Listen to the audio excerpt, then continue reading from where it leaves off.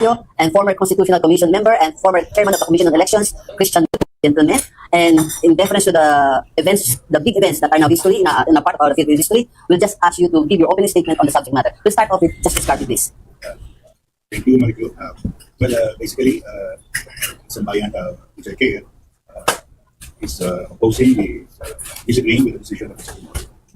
For simple two reasons. First, the plenary actually voted. Yes, sir. Plenary actually voted to approve the fourth complaint and to send it to the Senate. So the finding of the Supreme Court in the decision that there was no plenary approval, the fourth complaint is totally wrong because that's not what the records of the House show. There was an actual action, actual vote by the plenary to send the fourth complaint to the Senate. And after the fourth complaint was voted by the plenary to be sent to the Senate, the House plenary archived the first three complaints. And after that, the Senate received the fourth complaint at about almost 5 p.m. And the House adjourned 2 hours later at about 7:15.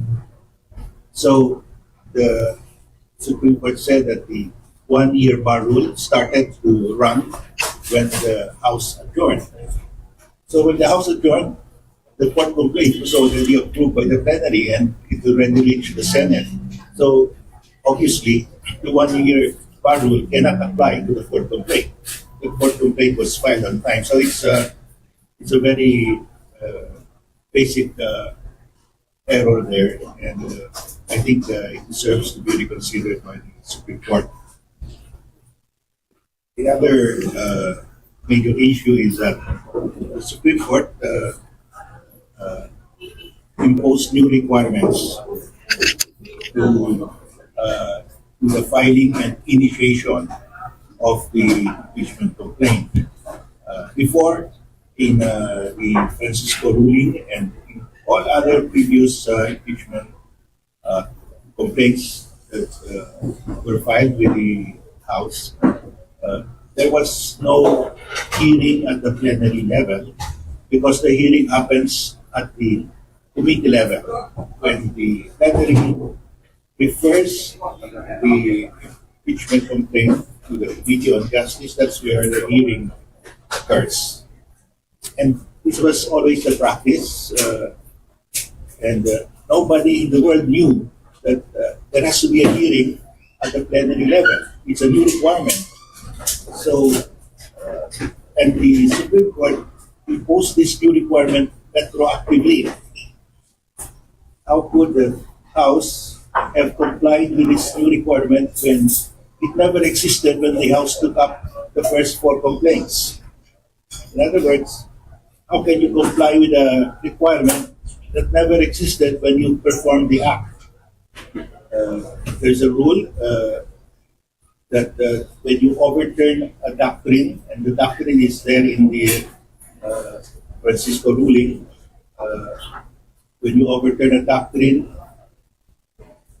you have to apply it prospectively because there is a violation of due process if you make it retroactive. Because if you say that the House should have conducted a hearing at the plenary level, it could not have been complied with because the House never knew that there was such a requirement.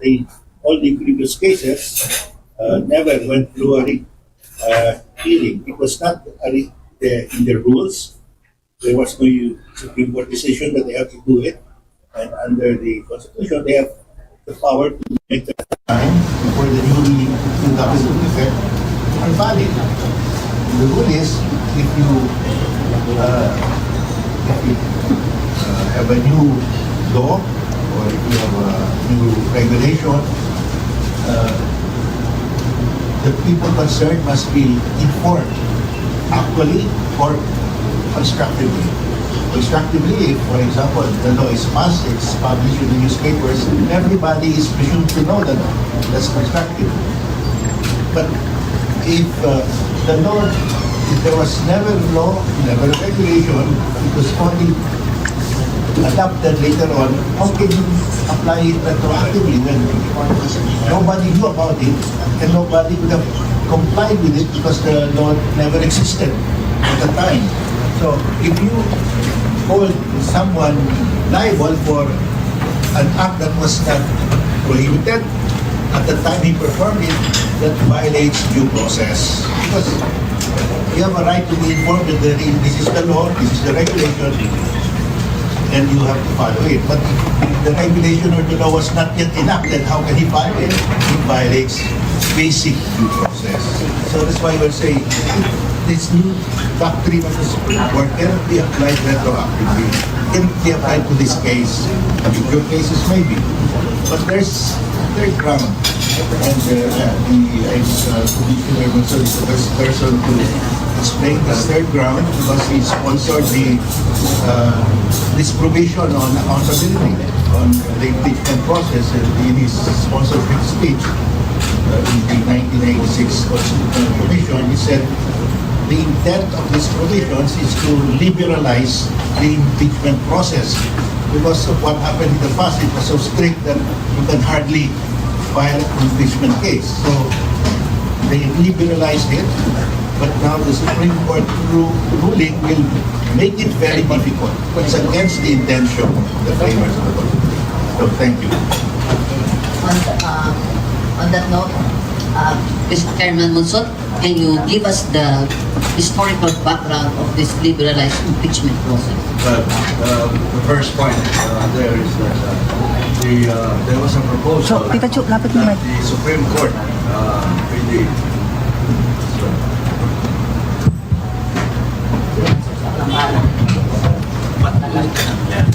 the Supreme Court should be the court, and that was voted down because the impeachment is a political act, and it might even politicize the Supreme Court also because the respondent may be a member of the Supreme Court. So the role of the Supreme Court in the impeachment process was reduced to strictly constitutional issues. Now the decision that they rendered, the Supreme Court may have overreached the power that given to them under Section 1 of Article 8 to determine whether there is grave abuse of discretion amounting to that of excess Naiwan. on the part of any branch or Huwag kang instrumentality of government may have overreached that because they even went into the meeting of the House of Representatives regarding the complaints. This was not a hearing. The only hearing in the Constitution is the one that's in the Senate. And the court said that it was a hearing, and therefore the respondent, the Vice President, should have been informed and be allowed to express their views. That is wrong. That is not contemplated by the Constitution. The due process is observed in the hearings of the Senate, not in a meeting of the House of Representatives. But one of the issues here was the House of Representatives correct to verify the complaint? Yes, it was correct. Is the fourth complaint valid? Yes, it is. I think Justice Carpio already issued a statement on why it is valid and said, did it violate the one-year ban? No, it did not. Because precisely, as already explained by Justice in the Sambayan statement,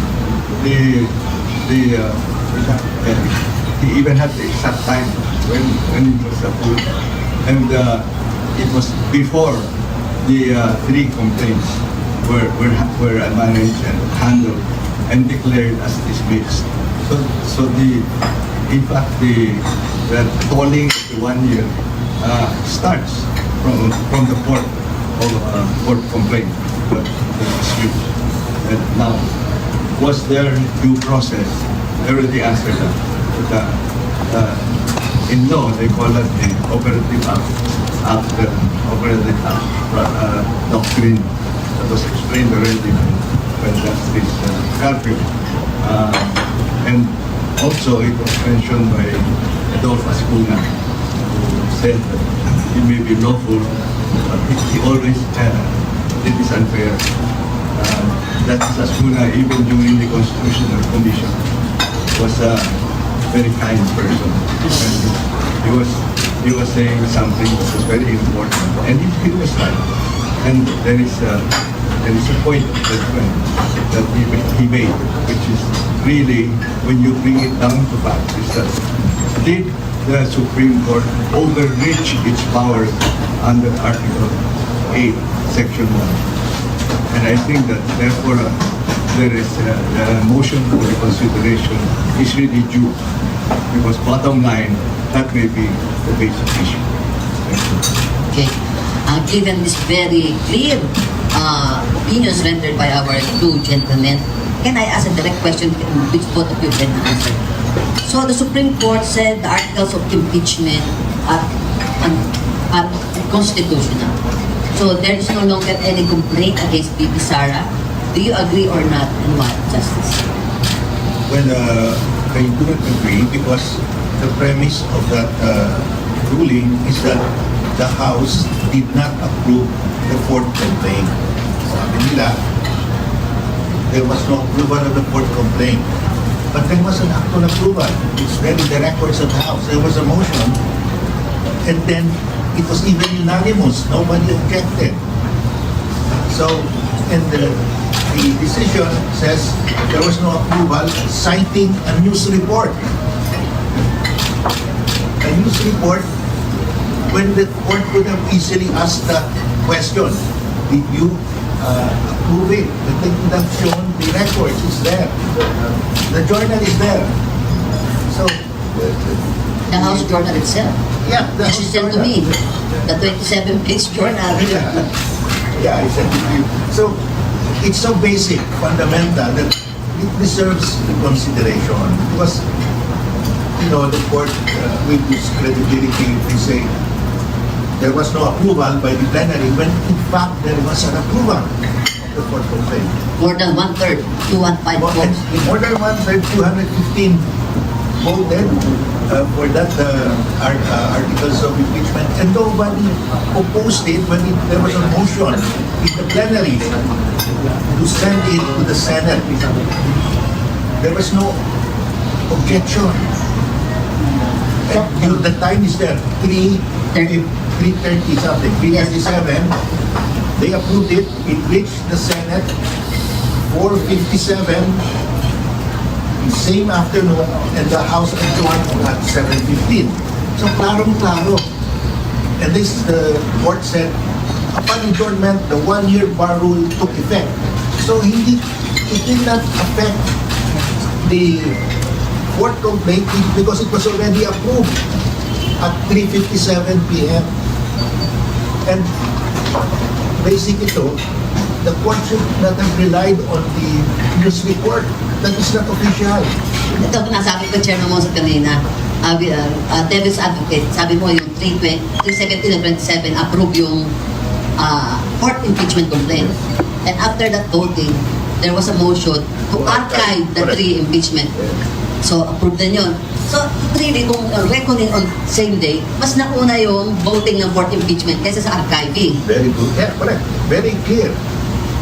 It cannot be denied. So, it's factual. So kaya nga sir, pag mas nauna yung voting kaysa yung archiving, so it is consistent with the Supreme Court ruling na carry out yung fourth impeachment when na-archive na ngayon tatlo on the same day. The tolling of the 1 year started when the fourth complaint was approved. Yes. So on that, applies to the three. yes. Yeah, it will apply. But and there is something here. if you look at the complaints, the House really looked at the first 3 complaints and found them wanting. So gumawa sila ng 4th complaint to strengthen it. And they took elements from the first 3 complaints. So the 4th complaint was a composite complaint. Included there are the strong arguments of the first 3 complaints plus additional arguments, additional allegations. So it actually substituted. Yeah. So even the sponsors, even those who endorsed the first 3 complaints, the congressman who endorsed the first 3 complaints, joined in endorsing the 4th complaint. So how can you say na there is a conflict? Wala. Oh, another counterpoint na layman's devil's advocate na rin. The 3 impeachment complaints, first 3, went through the process. Secretary General na submit and referred to the Committee on Justice. But the 4th one was voted upon on that day only, presented and submitted on that day, was voted upon, but did not go through the required process na submission to the Secretary General and referral to the Committee on Justice. Actually, what happened was the 4th complaint was submitted to the Secretary General because that is what the House rules state. Okay. If it is a direct filing by 1/3 at least of the members of the House, it is submitted to the Secretary General, and it was submitted on that day. Maybe it was submitted noon or before the plenary session started. Kasi, yeah. So it was actually submitted. And Parang baga yung working in-house made yung complaint, it went through the process ganun kabilis na.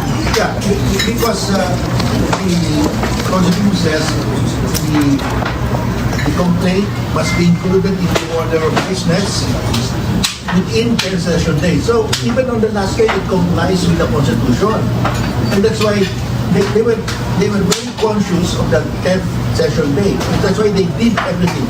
It took some time to put together the 4th complaint because it was well written. So they took elements from the 1st, 2nd, and 3rd complaint, and then saw to it that all the attachments are there. And that's why it took them on the 10th session. But they were aware that they have to do it before the end of the 10th session day. So umabot talaga sila. That's why even the court said, yes, umabot yan. Pero ang akala ng court, it was the first 3 complaints that went after the ban. Okay. Chairman Monson. The thing is, that's the power of the power of the House. Complaints, very combined complaints. Now, people are asking, ano ba yung session dates, 10 session dates? Because it doesn't appear to match with calendar date. Yeah. But the decision of the court accepted the definition of session dates. That it can, for example, three days of hearings, that may be only 1 session day. That is not equivalent to a calendar day. That is accepted. That's why people are asking, bakit tumapit po sa February 3 to 5? It's because of the definition of session. Yeah, we follow that. That's actually the way to go to The February complaint was submitted on February 5. On July 8, the Supreme Court required the respondents to provide details not required in the Constitution and probably had nothing to do with the law. Your thoughts on this? It's a clarification of the Korte. They will ask me to make sure that the complaint would be within the powers to act. I think. Well, it's within the prerogative of the Supreme Court to send those questionnaires, interrogatories. But the better practice would be to call for an argument. Yeah. Yeah, Which because did not, di ba? They did not. Because in very important constitutional cases, always there will be an oral argument. Because it is in the oral argument where you can really see them candidly. The lawyers will have to answer candidly to the court. Yes. So, like, yung problema na whether the court complaint was approved by the plenary or not, could have been asked there. They didn't include that in the interrogatories. They didn't ask that question. Very clear. They just assumed that because of a newspaper report, it was never taken up. But that's basic. So there shouldn't be an oral argument. I agree with Justice Oliver. You have an oral argument. It's not mandatory, but so that you know, yeah, for you to have an overall appreciation of what happened, you have to call for an oral argument. So we move fast forward. The House responded. Yeah, the House responded to Supreme Court questionnaire on July 21, Monday. Then we had rains, the last 3 rains and floods and bagyo. Tuesday, Wednesday, Thursday. So no work, no en banc session of the Supreme Court. Then Friday, they called a special en banc session to discuss the matter. But the same day, with Justice Leonen as ponente, issues a 97-page decision. Being a former justice senior himself, is that possible? How did they do it? How did they do it? Well, probably they already prepared the draft earlier. I don't know how they did it, but it was very fast. So they must have done their research earlier. Chairman Mason, do you believe that? Looking from the It's outside possible to looking do that if they were prepared. So, uso na AI naman, di ba? AI chat, pwede naman AI yan. Oh, so, was it significant that Justice Leonen, being a Pinoy appointee, was the ponente, since all other concurring justices were Duterte, Pinoy combination? Panay Duterte appointees. What is the process? How do you... Sir, speaking from your experience, you were an appointed former President or Kapag Arroyo, di ba? Is the appointing authorities have something to do with these decisions? Were you guided by that? Well, I voted many times against the position of former President Gloria. So So, it cannot be used as an argument na kasi Duterte appointees kaya nag-side kayo, ganon. you cannot apply that to Justice Carpio because he has very dissenting opinion. yeah, well, Justice Leonen is ponente because I think it was raffled to him. Okay. The case was By raffle, by practice This is yun. assigned by raffle Okay. to the justices. Kasi di ba? Have you read the study published by Cambridge? yeah, Cambridge University? Have you read it? Where they examined the voting pattern of just 80 justices in 70 major cases, and their findings was that in general, the justices voted 69% in favor of the government voting power. You mean in the But US setting? the, US setting? Philippines? Philippines. It was published in 2023, and the justices appointed by Duterte, the figure was 94% Wow. of their vote was for the government. There was a succeeding study also published by Cambridge in 2024 saying that Indonesia and the Philippines are headed toward a authoritarian government Because of those decisions? because of weak institutions and wrong policy. The checks and balances And you mean? also because of the problem not only of poverty but inequality. The decision in one of the footnotes, I think this is what Justice Carpio is mentioning, used an ABS-CBN report that there was no plenary at the House on February 5. This report was wrong because there was motion by Congressman Dalipe. Paano naging major point of the decision is based on the wrong information? Can the Supreme Court correct its own mistake? Yes, it should, because there's a motion for recall. The purpose of motion for consideration is to correct any error. So, hindi na motu proprio yan. No, I think the House already announced that they will file a motion for reconsideration. They have 10 days. 15 days na yata, 15 days. 15 Ah, days. 15 days. Oh. But the Senate announced yesterday that as far as the Senate President is concerned, speaking as a Senate President, he cannot speak for the entire 24, di ba, sir? Sabi niya, as far as is concerned, I will comply with the Supreme Court ruling na void ab initio ang impeachment complaint. But we have to hear the majority, but we will discuss it through the legislative body and not as an impeachment court, because there is a Supreme Court ruling, we might be held liable for that. And his sentiment for not for respecting the Supreme Court decision is shared by fellow senators Jingo Estrada, Mig Subiri, Ayatanga, I think. Anyway, sir, your thoughts on this matter? Well, if the decision becomes final, of course we have to follow the final ruling of the Supreme Court. It's the final arbiter. Whether it's correct or not, that's the final ruling. We have to wait for another occasion when it will be reversed. But it's not yet final. It's only executory, but not yet final, because the House still has a motion for reconsideration. So I would think that the Senate should just hold in abeyance any action, because it's not yet final. Normally, you act when it's already final. There's a chance, because it's not yet final, there's still a chance it could be reversed or changed, because there's a motion for reconsideration. I think the Supreme Court should rethink its decision, because the whole purpose of impeachment is to protect the people from betrayals of public trust and, grappling corruption and so on. What if the charges are proved? They have postponed filing 1 year. What harm is that to the people by that decision? So I really hope that the Supreme Court will study well the motion for reconsideration and what the effect is on the people of postponing any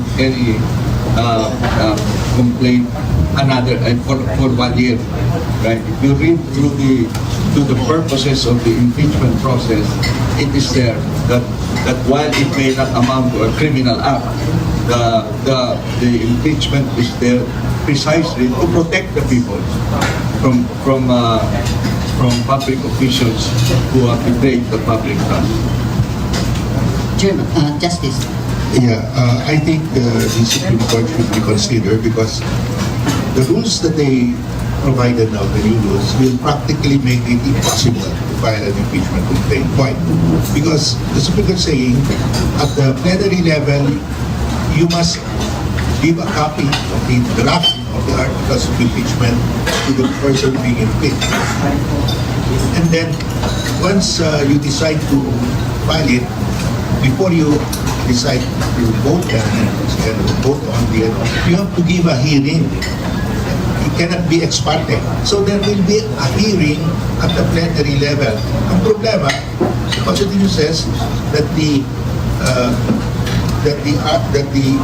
impeachment complaint should be referred to the Committee on Justice within 3 session days from the time it's included in the order of business.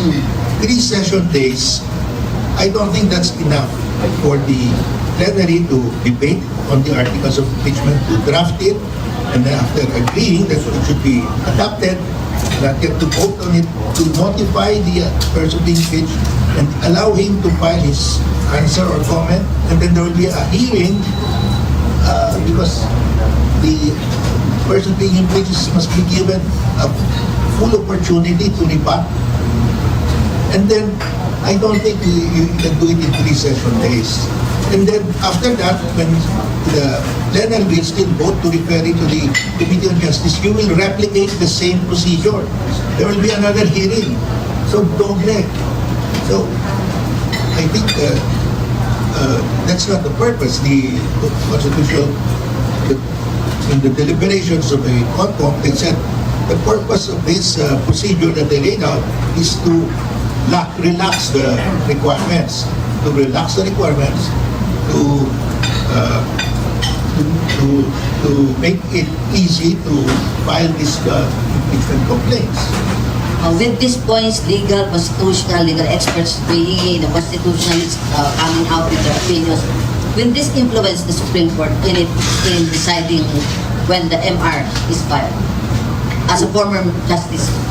Well, I think they read the papers, and also I think the motion for reconsideration of the House will include this, no? Because they are also listening to us, and they already issued a statement. That I think the spokesperson of the House already mentioned the two basic issues that the House actually approved in plenary the court complaint before the first the complaints were dismissed, and they also said that you have to apply the doctrine of cooperative fact, otherwise there will be no due process. So they know also. I mean, they have good lawyers, so they know also. Yeah, yung sinasabi ni Chairman Musot na operative, ano? Sorry, operative fact. What's the... You know, when decision came, there were many things that already happened. The articles of impeachment that accepted by the Senate issued summons to the Vice President. The Vice President answered, the House replied already. A lot of things had already happened. They are negating everything. They are saying, well, all of that is set aside. Can you imagine?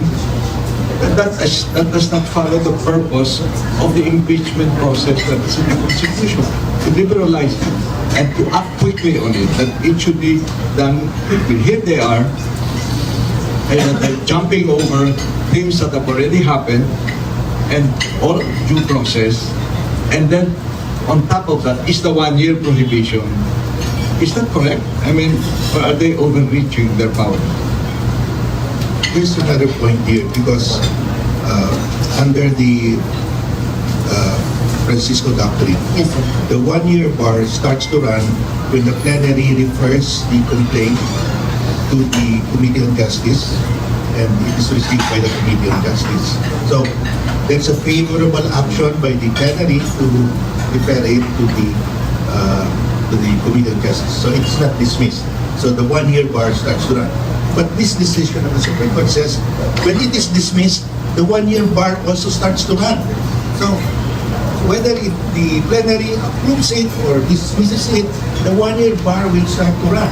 Pero sabi nila sa decision, February 6 onwards, pwede nang i-file. Yes, because the purpose of the bar is so that the public officer will not be harassed by multiple suits. So there is that bar. You can only file it once. But if it is dismissed, there is no harassment because it did not even reach the Committee on Justice. There's no hearing. So why will you apply the 1-year bar rule when the plenary dismissed it? There's no point. You only apply the 1-year bar rule if the complaint is approved and the process continues, because that will now take the time of the public official being... So what are you saying? It should not be February 6. No, I'm saying if it is dismissed, there should be no 1-year bar rule. Dinismiss nga eh. Okay. Because why will you apply a bar when, let's say, the... So, saan dapat ang bar mag-start, magre-record?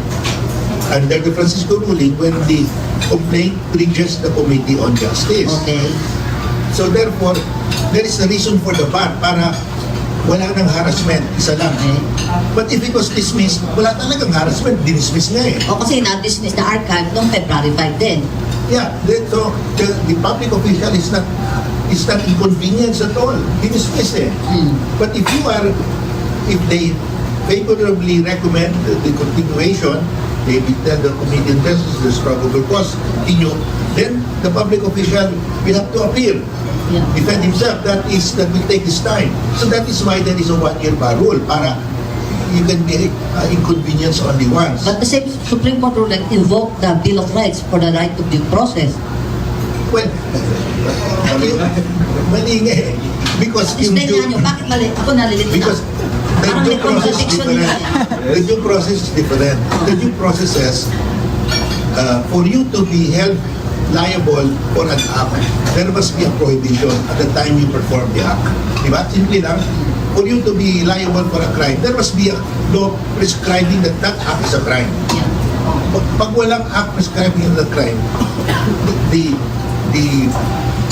and you did that act, But later on, the law says that is a crime. It cannot be made retroactive because at the time you performed the act, it was valid. Ganyan din. At the time, when the House approved the import complaint, there was no requirement to hold a hearing. Ngayon lang ini-impose. You cannot make it retroactive because the action of the House at that time was valid. You cannot invalidate it with a new regulation that is imposed 1 year after. Okay. Yes, but the court was wrong. The court was wrong. They were applying the due process to the House, to the House meeting where they were voting on Not the hearing itself. Right. It was not a hearing. And they said that the House violated due process by not informing the Vice President, so the Vice President can defend himself.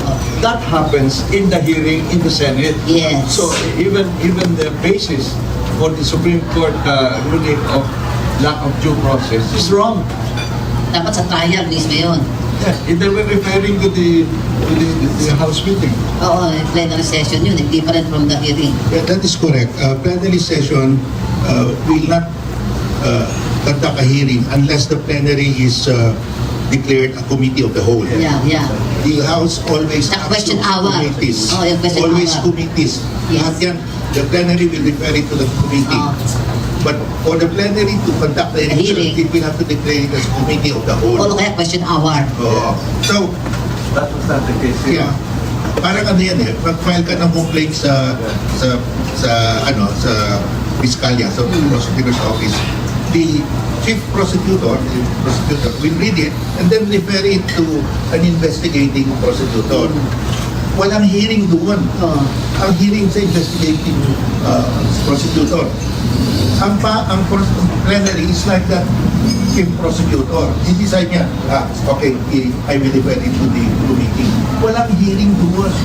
Jumping to your dapat nung February 5, kung ano yung court impeachment approve, dapat pinatawag si VP Sara. Di ba, to answer there, right there and then, no? Hindi, wala Para mabigyan ng semblance of due process. Hindi, kasi Hindi na. because Kasi nga, dapat committee of the whole. yeah, if they declare themselves as the committee of the whole to conduct the investigation, but they did not declare. So it's like the prosecutor, pag nag-file ka sa prosecution office, before he makes the decision to refer it to investigating prosecutor, there is no hearing. Ang gusto nila may hearing. I understand your point. Sasabihin ko, ang comment ko lang talagang palpak tong House sa paggawa ng kailang No, actually, they were wrong. Because Tuesday. The court. The Supreme Court. They were referring to the meeting of the House when they said due process was not that was not. Sir, wag mong papindutin yung ano-ano papatay. Pinapatay mo yung microphone. Ito, gusto mas magandang point, sir, for both gentlemen. If Supreme Court stands its ground despite its obvious mistakes or errors that you are pointing out, will we have a constitutional crisis? How? In what form? What is the solution? Kasi yan ang mga concerns, di ba? From Senate President, former Senate President Franklin Drilon, the Mixubiri, et al. Well, I am a rule of law person, so Yes. and I accept that the Supreme Court is a final arbiter. So we have to follow, even if it is wrong, even if we think it is wrong, that is a final decision. But we have to be aware of history. Di ba yung impeachment ni former President Estrada, they did not open the envelope. Yes. And we cannot control what happens after that.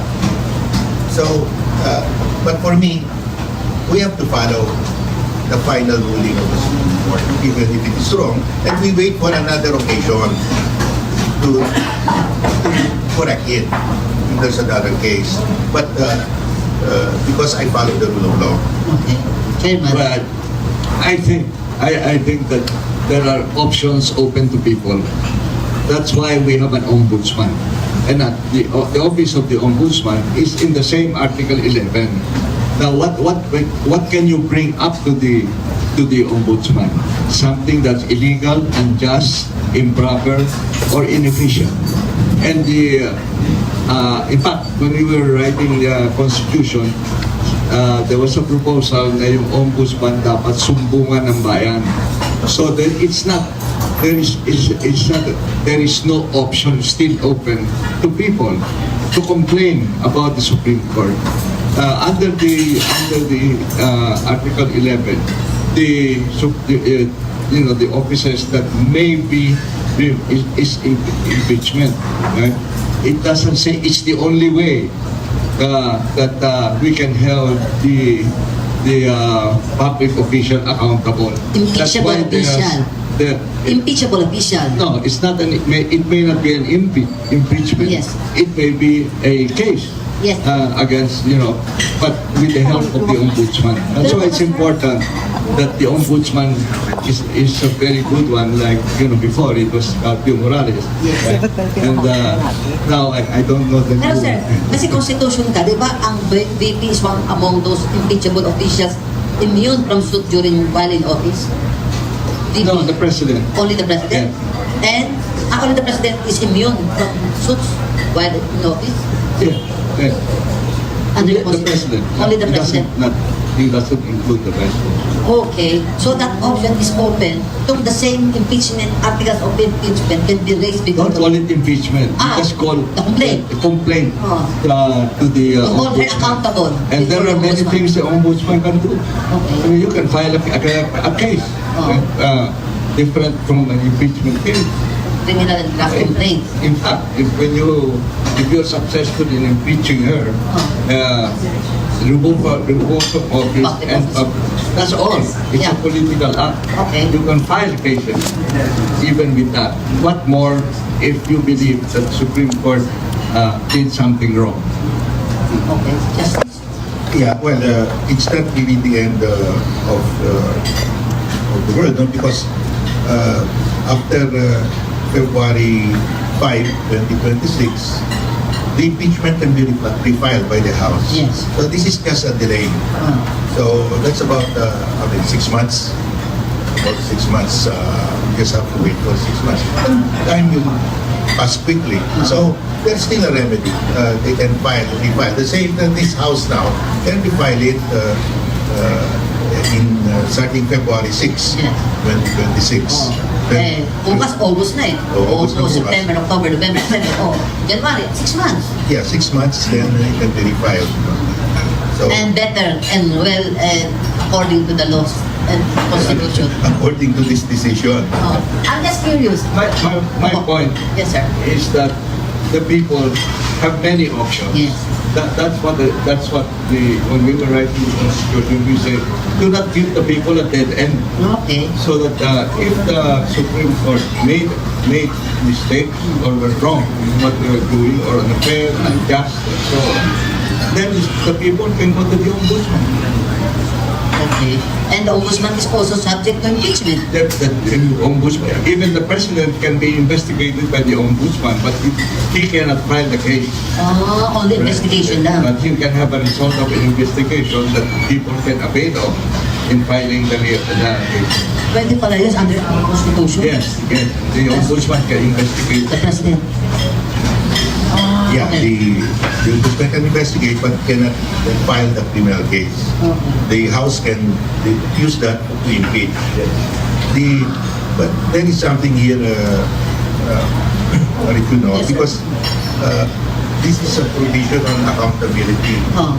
My worry is that because of this ruling, if the impeachment complaint is dismissed, the one-year bar rule still applies. Okay. If the impeachment complaint is filed, brought to the Committee on Justice, the one-year bar rule is applied also. So, you actually prevent people from filing complaints.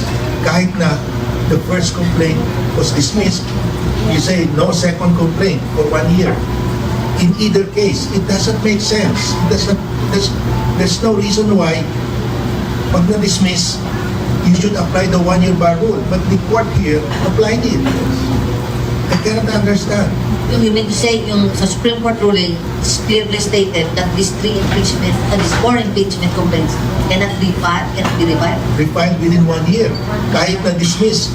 So, That's kaya sabi nila, February 6, 2026 na kayo maka-refile. Oo. Pero dinismiss na eh. so effectively, pati the entire complaint, Well, yeah, hindi na well- pwedeng i-refile, you mean? Within 1 year. Within 1 year. So- Not even the ombudsman? Oh, but not different yun. Oo, yun pwede. Yeah, but it doesn't make sense na pag final mo, tapos umabot sa Committee on Justice, the 1-year bar rule will apply. Pag hindi umabot, dismiss, the 1-year bar rule will still apply.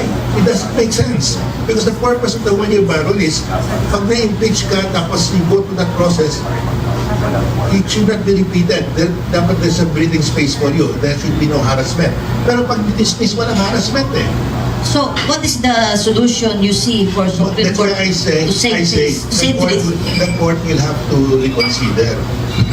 through the MR? Yeah, because it doesn't make sense. From your experience, pag unanimous ang decision, it's nearly zero impossible to reverse it. Well, there were reversals before, But this is a unanimous decision, 13-0. but then it's so obvious.